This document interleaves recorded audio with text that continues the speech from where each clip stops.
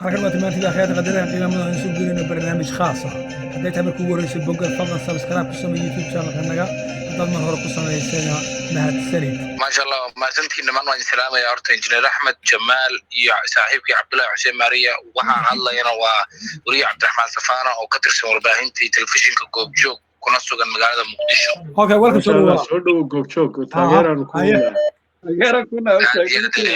Mariyana saqaasa oo salaamaya saaxiibkii halganka muddo dheer isla wadnay. صح good injineer wariyaha si waqti waafiya oo xaq uu noogu yeelanayo warbaahin ahaan goobjooga uu ahaa ilaa iyo macalcadeydii ilaa habeenkii statementkii la soo saaray oo ilaa khudbadaha ay qaateen madaxdii meesha iskugu timid. halka warbixintii laga siisay wax u dhaceen heshiisyadii la galay wadnaga isticmaal xigi doona farmaajo ma fulin doona arrintan mise sidii heshiisyadii hore ka bixi jiro ka bixi doona welcome soo dhawow waqti waafiya qaado ni horta dhowr arrimood aa jirto maalinkii markuu bilowday wada hadalka waxaa dhacday in muddo ku dhowaad 8 jeer uu ra'iisul wasaare maxamed xuseen rooble oo waqti walba telefoon la istaagay intaan heshiisyada la kala qoranin oo aan isku soo dhawaanin oo aysan madaxda isku soo dhawaan marka la eego oo intaas tashi uu sameynayay ra'iisul wasaaraha oo waqti walba uu soo wacayay madaxweynaha والله حالة حاجة مرسا يصير واحد مريان يمحن شيء سوق قادر تا مركماشاس يوحى نوع عدا تيس أنا يدور كلو صحفيين وقبت كسبنا إن رئيس الوزراء كل يسمى ثلاثة كوجين أو مر والبابا مدحونا وقت يسمى ماذا فرماجو و أرنت وكل سعود التلفون أو هالشيء أنت اللي جاي markii qodobada islaamka laga ugu horeeyeen in wixii dhacay 19 February laga garaabo oo raali gelin laga bixiyo in banaanbaxyada la baajiyo in banaanbaxyada muddo 10 bil gudahooda ay ku dhacaan ra'iisul wasaaraha waxa moodaa in heshiisyadaas oo dhan ay kor u kala socdo madaxweynaha u soo yeerinayay hasa hadda isku soo wada duubo wixii meesha ka dhacay waxay u ekaayeen waxa ay yiraahdaan dadka ugaarsatada sagaarada oo kale shabaq loo dhigay midowga musharaxiinta ra'yigayga markaan fiiriyo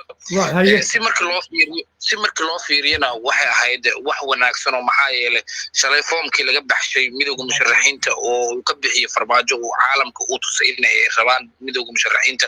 dad colaad u ordaayo dalkan inay dib u celiyaan hase yeeshee arrinta markii la kala qaaro marna waa guul darro haddii aan ku horeeyo midda guusha waxay tahay maantay farmaajo libin way ka heleen midowga musharaxiinta marna midowga musharaxiinta waxay tahay ii sheegay qorsagaaro loo dhigay haddii aan ku laabto midda kale ee ah farmaajo heshiiskan ma ka bixi doonaa iyo ma sii wadi doonaa ana kaasatan waxaan joogaa muqdisho xoogaalanahay warbaahinta goobjoog waa telefishinka kaliya sida saxda ah xaqiiqda ah ee uga hadasha waxyaabaha eventiska ay ka dhacayaan gudaha wadanka صح والله صعبنا madaxweyne farmaajo ma noqon doono nin ka dhabeeya heshiisyadii xalay lagu heshiiyey waxaana arki doontaan caawa in leeyahay meel ku sii qoranaysiin adiga injineer axmed iyo jamaal iyo cabdullaahi xuseen maariya midowga musharaxiinta oo shir jaziiro ku qabanayo dhahayaan farmaajo waa nin khiyaanolaha heshiiskiina wuu ka baxay waad arki doonteen horta midaas wadaa ku haystee waa dabac cadeeye galay heshiiskiina see looga saaray farmaajo sida lagu yaqaano waa nin laba wajiilaa marka la eego marba meel ka soo dusaayo markii iridan laga mooso irid kale ka soo baxayo oo ninka liijaanka iyo hoggaanka u hayana waa Fahad Yaasiin oo iska wada ogtihiin oo horay argagixiso ula soo shaqeeyay waxyaabo badan lagu eedeeyo qadar ku xiran dawlado badan ku xiran oo meelo badan ma dawlada shisheeyaha Ethiopia iyo Eritrea iyo meelo badan haye aad marka waxaan u wada sugnaaba oo wada dhoornaaba waa banaanbaxyo gilgila magaalada muqdisho oo madax bannaan oo midowga musharaxiinta ay horkacayaan oo dadka muqdisho ku nool 3 milyan ee taxi buyerska ay cashuurta bixiyay cashuurtoodii 19 February lagu gumaaday in ay ra'yigooda si xor ah u dhiibtaan anagana aan telefishinada si live aan ugu soo tabin right ay midda kale jirtaa waxay tahay ra'iisul wasaare maxamed xuseen rooble kaalinta uu ka qaatay heshiiskii xalay waa kaalin mudan in lagu bogaadiyo lagu ammaano inkastoo ra'iisul wasaaraha daah gadaal lagala soo hadlaayo oo ninkan farmaajo ay leeyihiin fahad ay gadaal ka fadhiyaan haddana ra'iisul wasaaraha waxaa ka rajaynaa inuu ragtinimo muujiyo oo kartidii lagu yaqaanay oo banaanka keensado oo farmaajo iyo ay sheegmidowga musharaxiintaba oo ka noqdo nin dhaxdhaxaada marka la eego hadduu uu farmaajo uu la saftana waa mid ayaan darro ah oo masi sheegay sawirkiisii siyaasadeed uu mugdi geliyo maariya sheegay caawdhan waa daawanaya barnaamijka marka waxaan qabaa injineer axmedow waxaan sugnaaba waa 10 beri loo asteeyay 10 beri gudood inay ku dhacaan banaanbaxyada iyo midowga musharaxiinta iyo shacabka 3 milyan ee muqdisho ku nool ee mar walba uu farmaajo uu gumaado oo jidadkii inuu ka soo xiray aad ogtihiin in jidadkii laga soo xiray oo hal jid la isku keenay ee shabaabkina qarxinayaan inay ka baxaan dhibaatada la isku horwareejiyo hadiimada madaxweyne farmaajo ma dhaheen ninka waqtigiisa dhamaad dastuurka ayaa qaba in waqtigiisa dhamaad 8 February ku eka waxa hadda jirana waa xukuumad xilgaarsiin ah waa xukuumad xilgaarsiin ah marka farmaajo insha Allah ta'ala su'aal yar aan ku weydiiyo waxaa jirta warqada ay soo saareen midowga musharaxiinta oo ay ku dalbanayeen inay iscasilaan Fahad Yaasiin taliyaha booliiska iyo ciidanka ay ku dalbanayeen warqada mid lamid waxa soo saaray Puntland maamulka gobolka Jubaland Puntland baa soo saartay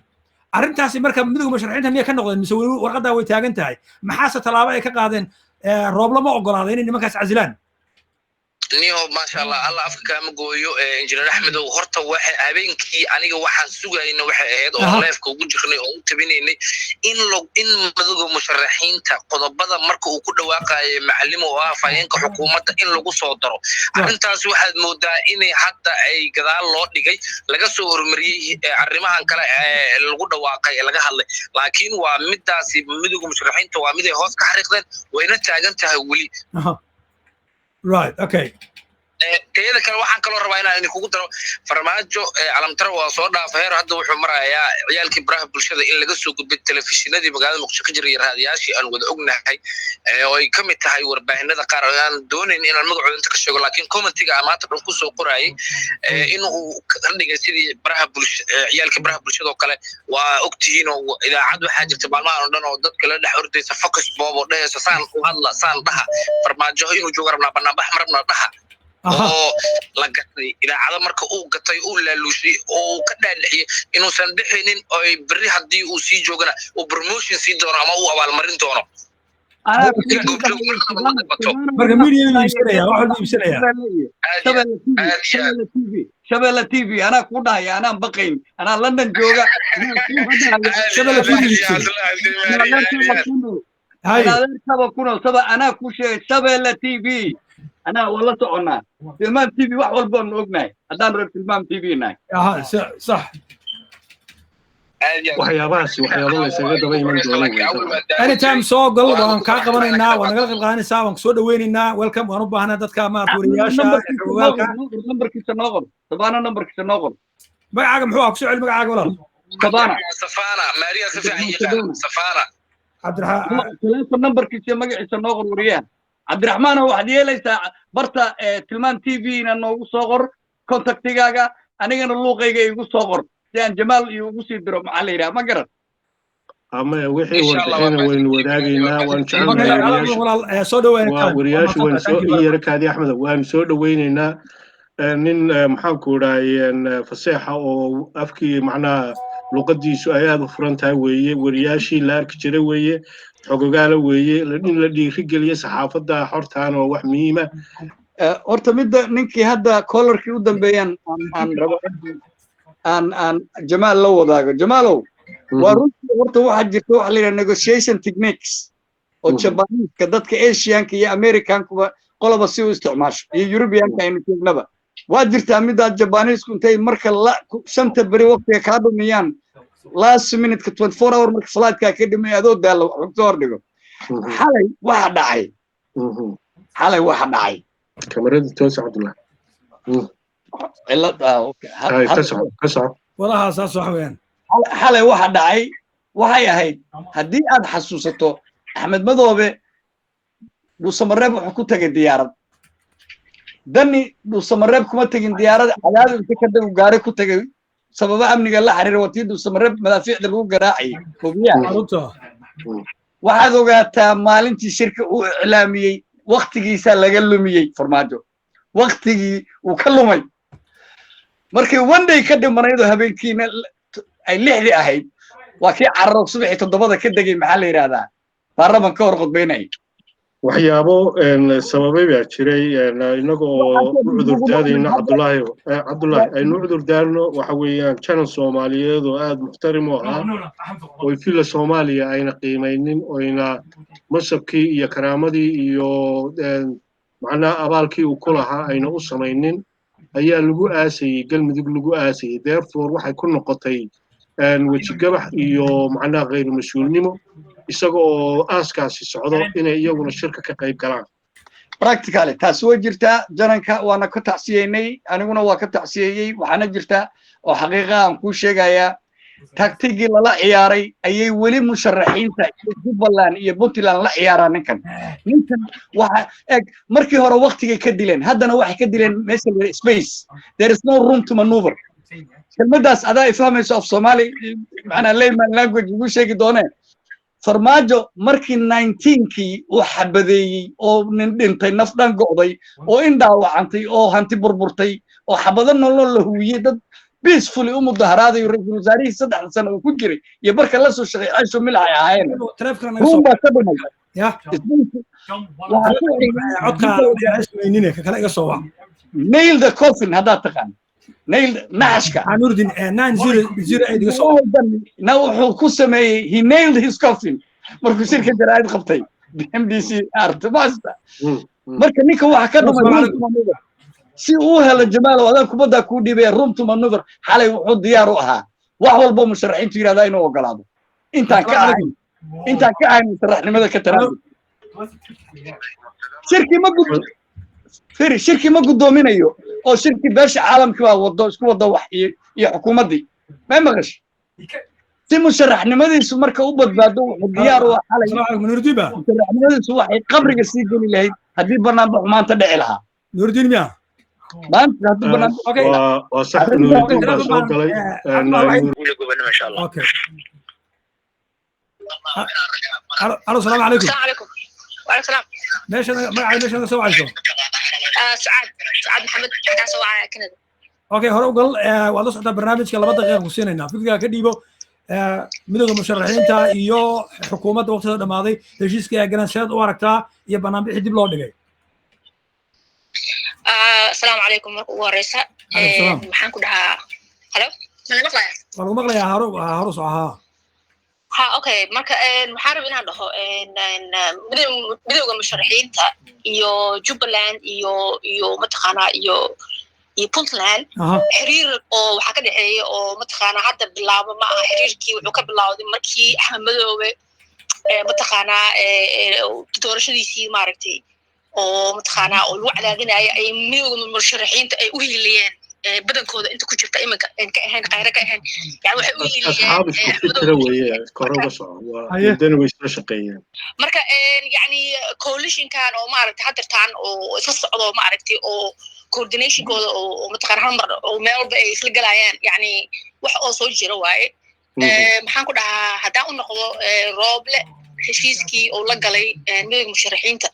waa wax oo international community ay ma aragtay ee cadaadis ay ku saartay maxaa yeelay waraaqihii la diray iyo dambiyadii iyo wixii dhacay oo iska si daba joog ah loogu diraayo ma aragtay international community ayaa sababay in pressure la saaro qayre inuu noqdo ma aragtay ninka mataqaana inuu socodsiyo baashan la rabo ma aragtay hadii kale ma aragtay shaqadiisa kama soo bixi karo marka also qayre reerkiisa ayaa also pressure la saaray oo meel walba laga soo qeyliyo ma aragtay dad baa ka dhalatay maaragtay niyo maxaa ka wadaasaan la haystay iyo magacyo loogu wacayo maaragtay uu iska dhaqaayo maaragtay Rooble ka wada khayranyaas Rooble maaragtay in wax ka soo baxayaan maadaama dadka wax raadinaya ay ku jiraan Umar Finish iyo maaragtay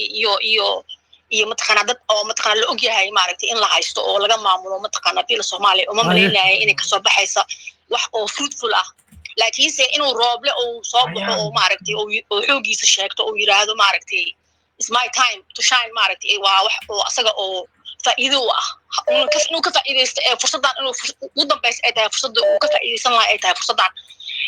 waan arki doonaa we'll wait and see hadduu maaragtay roolkiisa qaadanayo rooble laakiin mid waxaan kaloo rabaa inaan dhaho midowga musharaxiinta dowladda awal waxay dhehaysa mataqaanaa maxaa la dhahaa musharax ma ahan ilaa uu ka bixiyo fiiga iyo waxaas mataqaanaa tviyada ku sheegi jireen iyo mataqaanaa saamiley wax la dhaho ma jiro laakiin hadda waxay caddeeyeen dowladda in ay maaragtay midowga musharaxiinta ay yihiin contenders maaragtay oo saamiley oo stakeholders ah oo mataqaanaa oo mataqaanaa xoog leh oo maaragtay ayagoo isticmaala ayagoona qori qaadanin waa software power weeyaan waxa weeyaan banaanbaxda ku keenan waxan cabsida laga qabay mataqaanaa banaanbaxii oo dhici lahaa maanta dhici lahaa ayaa mataqaanaa keentay mataqaanaa waxaan oo dhan all this mataqaanaa things oo isku aruuray mataqaanaa beesha caalamkii pressurekii dadkii mataqaanaa meel walba kasoo qaylinaayo oo mataqaanaa dhahaya maaragtay ka kaca meeshaan yani maxaa laysaan anagana lama gumaagayo iyo mataqaanaa puntland iyo jubbaland oo ayagana garabkii ahaa oo weligoodba isku garab ay ahaayeen daa fiirisid ilaa iyo mataqaanaa siciidani xataa markii doorashadiisii in oo mataqaanaa xataa maaragtay asaga xataa lagu jiri lahaa marka dad oo waxaa waaye oo hal dhinac kasoo jeedo political alliance weeyaan wadada adigu siyaasadda ka midaysan farmaajo ma haysta maantay siyaasaddii waa looga raayay mataqaanaa baraha bulshada waa looga raayay mataqaanaa fankii xataa waa looga raayay hadda diintii hadda soo galay mataqaanaa wadaadadii soo diray haddartaan maaragtay marka wadaadadana wadaadada isticmaalay hadda haye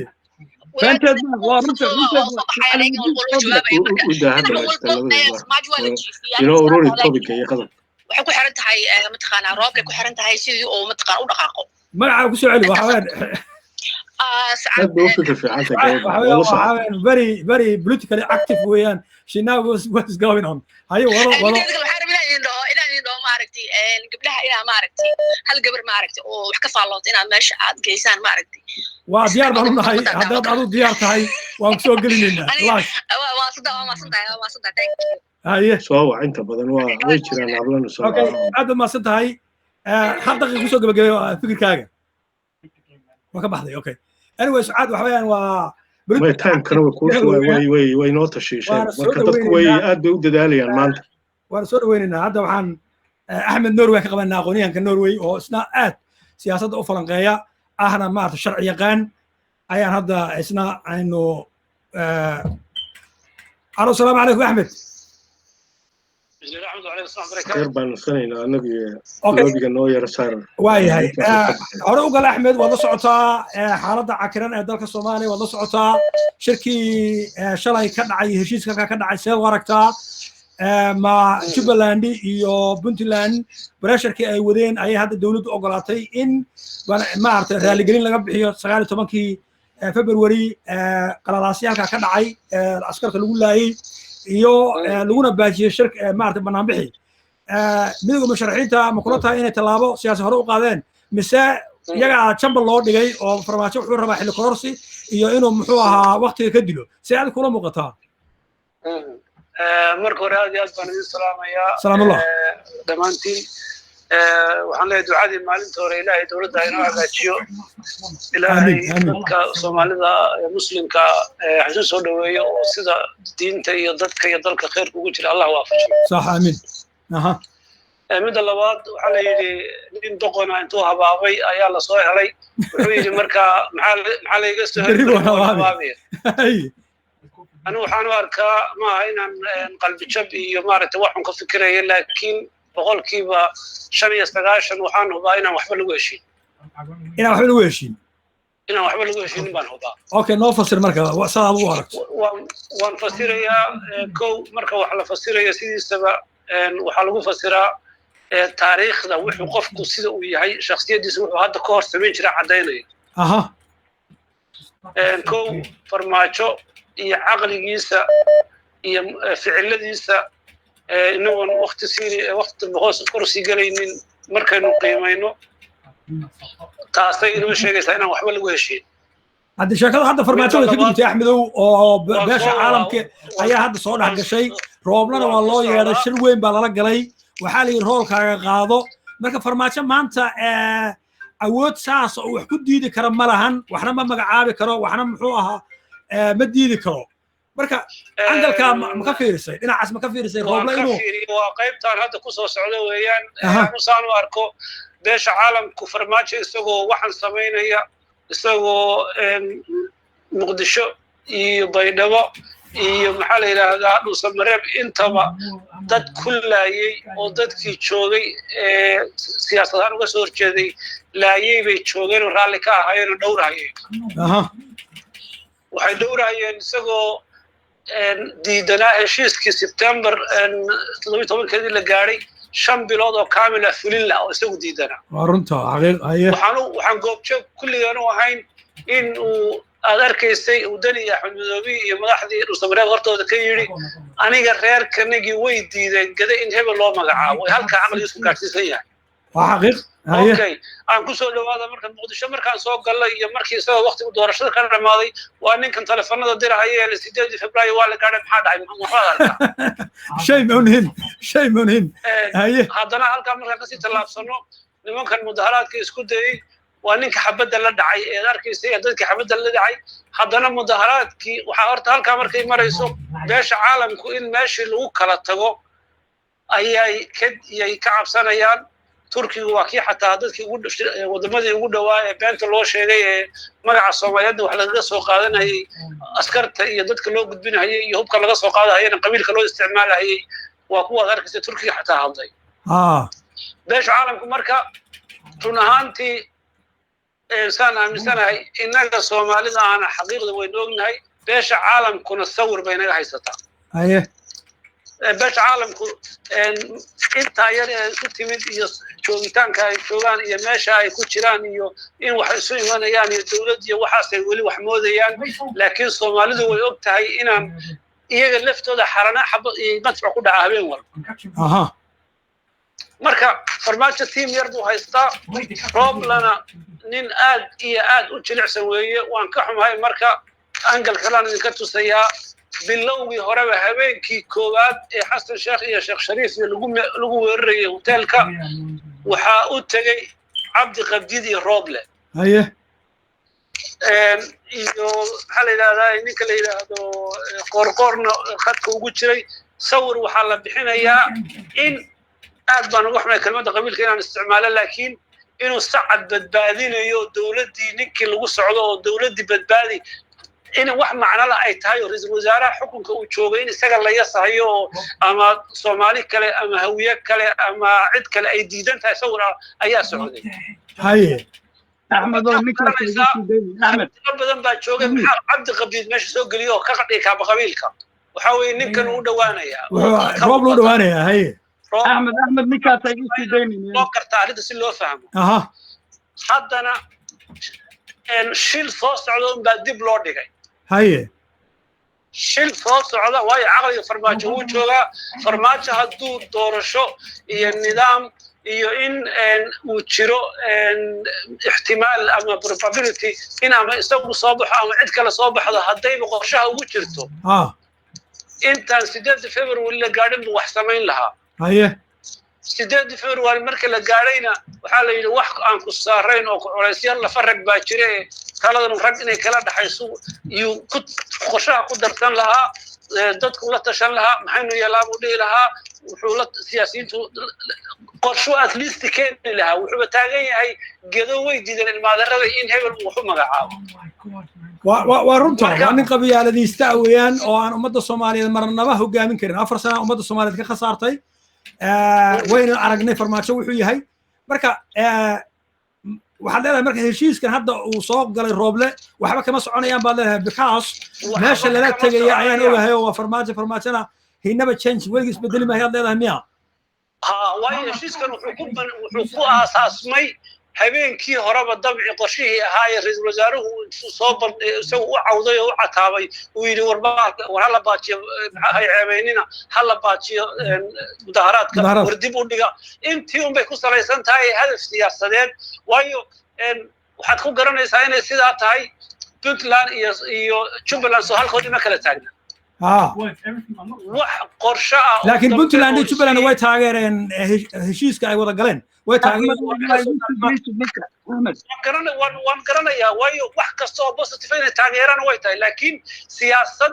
qorshaysan oo socota waayo way tageen beesha caalamka Puntland oo tagaan Jubbaland oo tageen waa la soconaa waxba kala ma imanin qaraaradii maalmihii u dambeysay soo baxay beesha caalamka ku hadlaysayna waxa ugu boosatirsan culayska saarayeen wuxuu ahaa shirki Baydhabo haye wuxuuna ahaa shirki ugu macna daraa inta kulama la sameeyay haye kuwii ka horeeyay iyo kuwii Dhuusamareeb iyo kulamadii iyo gudiyadii iyo kii September hatta culays badan ma saaraynin waxay yiraahdeen waxa positive ku waa kulankii Baydhabo waana kii ugu miisaanka daraa way diideen hadda Puntland Jubbaland way diideen exactly waa ka marka waxaad garanaysaa wuxuu inuu ajanta siyaasadeed oo hadaf oo dhisan lahayn marka dhibaato soo socotay oo dhici lahayd bay dib u dhigeen wayna qarxi doontaa maxaaba alaysa sulhu biqarib weey waa arki indheena ku arki doonaa waqti naftu gaadho okay Abdullahi Hussein ayaa su'aal ku weydiinaya laynka ku jiro Ahmed haye go'aan Abdullahi Ahmed oo horta mid waa kugu raacsanahay midna waa kaaga soo horjeedaa midaan kugu raacsanahay waxay tahay dhibaato dhici lahayd baa la baajiyay waa kugu raacsanahay laakiin habeenkii xasan shiikhii Sheekh Shariif la weeraray Cabdi Qaybdiid ma tagin villa Soomaaliya gurigiisana kamuu tagin deegaankiisa Cabdi Qaybdiid is not involved arrintaasna kumuu jirin lugna kumuu lahayn in la weeraro xasan shiikhiya farmaajona uma raacin rooble iyo farmaajo isaga u yeeray rooble oo ku yimid subaxi hadal wixii dhacay ka hadal Abdullahi Cabdi Qaybdiid ku tagay ma dhihin Cabdi Qaybdiid habeenkii koobaad ee u horeysay hotelka la weeraray intaan la weerarin fiidnimadii bay isaga rooble hotelka tageen إلا مالك ما كان مصنصا وكان واي هذا إلا مالك ده أحمد هذيك هو حرب تاجر أنا وريال بيجوا جماش من هو كده أنا روب له عن سنة سمعت كلام أحمد عبد غيب دي روب له إسرائيل وما تجين ميدو كمشرعين تلابدي مدحوينه كل جري مثل ما إذا أرجع وكلا دوب قاضي أرجدي بيجيدين ميدو مشرحين تونا إلا كلمان روبلا الدري أرجدي روبلا الدري أي جيدين هنا إلا كلمان عبد خيب جد وانين سنسرة وانين أضيد قماذا إكبار وقت مسيحي political arena هذا كديرة كل دوب قرينين أنا قال لبضو عبد خيب جدي روبلا المعذرنا هاي أوي حاجة عبد خيب جد كبها مني marka waxaan ku oran lahaa Cabdi Qaybdiid inaan marin burash xaarle roble waxa rabta ka sheeg sida rabto dhaleecay farmaajo iyo roble nin durbaan tuntay baa la yiri okay good waan ku fahmay ma santahay maadaama anigu aan taagnayn markuu Cabdi Qaybdiid hotelka ma ay degelayay kuma adkaysan karo laakiin waxaan ku adkaysan karaa oo akhriyay in yariga dhageysan ku dhageysanayay inuu waanta ku jiray oo oday ka ahaa mar qudana wuxuu yahay ma dhihin ukaadi mar qudana wuxuu yahay ma dhihin mar qudana wax kama sheegin laakiin aan isku dayn inaan wax ka faa'iideysano siyaasadda hatta qabiilka waxaan u sheegnay si aan isku dayn inaan u analyze gareyno maxaa ka soo bixi kara waxan maxaynu naqaanay maxaan u soo joognay maxaa hadda iman kara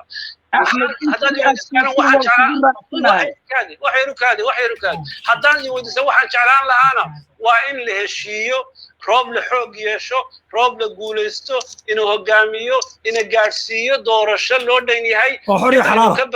dib aynu ka badbaadno Puntland iyo Jubbaland kusoo darsamaan ilaahu ma farmaajo la doorto ama jawaari la doorto ama rooble laftiisa la doorto waa in nabad baa ina deeqsaasaan jeclaan lahaa waa mid ha ku talagelin sidiisaba horta adiga Cabdullaahi ka bilow reer Muqdisho oo dhan cid walba war farmaajan waxba hayna rooble inuu hayo yad malaynaysan rooble waxa ma hayo meesha waxa yaala rooble miisaan siyaasadeed male farmaajan ka sii daran farmaajo laakiin waxaan targetka uga dhiganayno maafiyu samaystay hubaysan magaciisa shaabadii wadanka intuu ku soo qaato wax oo ku safro rag qadar ku geystay oo Turki ku geystay midowga Yurub ku geystay oo soo wax ku soo adeegto iyo caruurtii qaarna Eritrea u diray Tigray dambiyada ka dhacay wax ka geysteen isaguna uu sakadka ka bixi karin oo maxaa la yiraahdaa intuu maafiya samaystay halkaas aan waligay ku jiraya afgooyi iyo Muqdisho iyo baar xaashina isma furo looma soo kala socon karo كأنه وحقي وحتكون عدينا تاكو حق جنسة إنتو عيدا هو يود يارد كو قاضي قربهار جيي wuxuu yidhi diyaar garooba kismaayo aad weerarteene kenyana xidhiidhku u jaray wuxuu yidhi ciidan eritrea ah la ii keeno ha bedeleen kuwa kenya isagoo markaa sideen farmaajo uga badbaadnaa waan ka baxay farmaajo in hal dhinac looga soo jeesto waa muhiim oo ummadda iyo dalkaba laga qabto waayo khiyaamo uu khiyaamay dalka 4 sano ayaa ka khasaartay ummadda Soomaaliyeed farmaajo marka sidii iyadoon dhiig daadanin looga qaadi lahaa kursiga loogana mamnuuci lahaa inuu ka qayb galo doorasho laga shaqeeyo loo baahayo loo midoobo أحمد ما مغلى ختم كجرا انجينير أحمد أحمد إذا صار عن سيف عمل دقيست واي عد كعداوان أنا وكبحي أنا دقيست أوكي هرت أنت يجري وكرة سنة كرمادي إنه كح ما في أصلا لكن واحد جري أحمد الويب سايت سيدا ويب سايت هبل مقرنية ويب سايت بيجري إيران واقع أصله تيم الله عاصمة ده نول بوحوس في قرية كرا أنا وان قرية كرا أحمد شيخ مختار أيا متلي جبلان أما أو أنا متلي أما متلي فرماجو نول بوحوس قرية كرا مركا عبد غيب ديد إنه غيب كأها هشيسكي حالي دعي ودي دي مايو markii horena in ergal loogu tagay oo la yiri midowga musharaxiinta u tag waan la gal laakiin midowga musharaxiinta soo diiday marka cabdi qaybdid ma tagin hotelka maa'ida ra'iisul wasaare roblana ma tagin nink midda kale oo jirta meesha waxay dhageystayaasha sharafta la raba inaan u sheego waxa la yiri nin qurbaanka ilaaq dalbay farmaajo axmed madoobe danni roble qorqor علي يقول له كل واحد شيء وانا دليل السياسه ضوضه والله دليل انا مدى ان قبيل كل دفاعي شخصي ولا لما ما جبته نول بالسياسه دي ولا حمد ولا شيء يا احمد شيخ مختار لكن عندي ذا وحي تاعي وان واحد كسو ويب سايت قرئنا امنين ما دام انه هاي ريبيتابل اما كريديبل تي في عد كستا وحي ربطه ان معناها ويب سايت كسو قرئنا حقنا امان لا يرمرسيه ما waxaan rabaa inaan ku Roblana ma lahayn 72 hours tour ama 24 hours tour credibility siyaasadeed ma lahayn laakiin hadda waxaad u yara muuqataa ay u muuqataa inuu miisaan siyaasadeed oo culus ay beesha caalamka iyo Turkiga iyo maxaa la yiraahdaa Jubaland iyo Puntland iyo midowga musharaxiintuba ay siiyeen taas in taas daliil taas in la isxaqrama inaadeen axmed haddii uu nin raga noqdo oo uu sidii nuur cadde allah u naxariistay cabdullaahi yuusuf ula xisaabtamay ama ra'iisul wasaare iyo markii madaxweyne adduunyada isqabtaan ula xisaabtamana raganimo magac buu u yeelay beesha uu ka dhashay oo 60 sano ka maqnayd siyaasadda ra'iisul wasaare cabdullaahi ciise ugu dambeeyey allah u naxariistay marka laga reebo 2 sano cabdiqaasim madaxweynaha ahaa oo magaalada muqdisho ay kala xiriirnay marka credibility asaguna wuxuu yeelanayaa maxamed xuseen roble mustaqbal siyaasadeed beesha uu ka dhashay ee hawiye